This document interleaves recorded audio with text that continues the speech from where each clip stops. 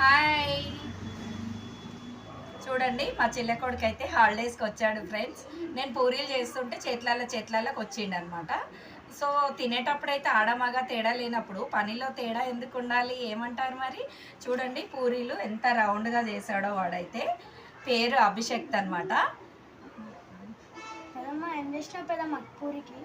పూరీలకి చోలే చేసిన నాన్న, నేను చోలే ఉందనే పూరీలు చేశాను అనమాట. ఇంకా రైస్ కూడా వండాను, కానీ రైస్ రెగ్యులర్గా తింటాం కదా, వాడికి చోలే పూరి అంటే చాలా ఇష్టం ఫ్రెండ్స్. అందుకనే నేను ఈరోజు చోలే పూరి రెసిపీ అయితే ప్రిపేర్ చేశాను. సో మనం ఈరోజు చోలే కూరనైతే టేస్ట్ చేద్దాము.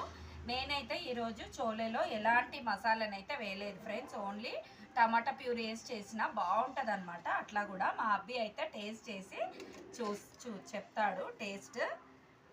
ఇంకొకటి చూడండి, నాకు పూరీలు ఈ విధంగా ఇట్లా బ్లాక్గా అయితే నాకు చాలా ఇష్టం అనమాట. సూపర్గా ఇట్లా లేయర్స్ అయితే వస్తాయి.